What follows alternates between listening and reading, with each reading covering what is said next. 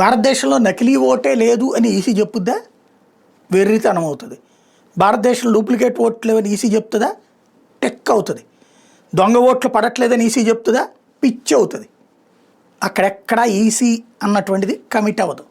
ఉంటాయి, యాక్షన్ తీసుకుంటామండి. Yes, police నేను ఏ దొంగతనాన్ని జరగనివ్వను, ఏ మర్డర్ జరగనివ్వను, ఏ రేపు జరగనివ్వను అంటే టెక్ అంటారు. ఎందుకంటే అవి జరుగుతుంటాయి. ఆ జరిగేటప్పుడు బాధ్యుల్ని పట్టుకుని అరెస్ట్ చేసి న్యాయస్థానం ముందుంచడం పోలీస్ డ్యూటీ. ఎన్నికల సంఘం కూడా అదొక నిరంతర డ్యూటీ. ఒక చోట దొంగ ఓట్లు వేశారు. ఇప్పుడు ఫర్ ఎగ్జాంపుల్ పులివెందులో దొంగ ఓట్లు వేస్తే రాహుల్ గాంధీ మోడీని అడుగుతాడు అది. లేకపోతే కనుక మొన్న ఇంకో చోట ఎన్నికలు తేడా వచ్చినాయి, ఎవరిని అడగాలి అది? దాన్ని మోడీకి అంటగడుతున్నాడు. రాహుల్ గాంధీ తెలివిగా చేస్తుంది ఏంటంటే ఈసీని బీజేపీ కార్యకర్తలాగా ప్రొజెక్ట్ చేస్తూ ఇది. ఇంకోటి, కాంగ్రెస్ టైంలో దొంగ ఓట్లు పడలేదా? లేకపోతే కర్ణాటకలో దొంగ ఓట్లు పడలేదా?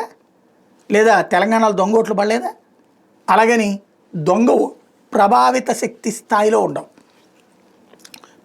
1 నుంచి 5% దొంగ ఓట్లు ప్రతి నియోజకవర్గం దగ్గర పడతాయి.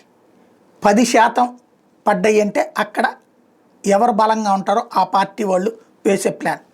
ఎక్కువగా ఈ 10% పడే ఓట్లన్నీ కూడా సరిహద్దు రాష్ట్రాల సరిహద్దులో ఉంటాయి. నల్గొండ, జగ్గైపేట ఆ ప్రాంతంలో ఉంటుంది. అక్కడ అనంతపురం బోర్డర్స్లో ఉంటుంది, చిత్తూరు బోర్డర్స్లో ఉంటుంది, శ్రీకాకుళం బోర్డర్స్లో ఉంటాయి. అక్కడే 2 రాష్ట్రాల ఓట్లు వేస్తూ ఉంటాం.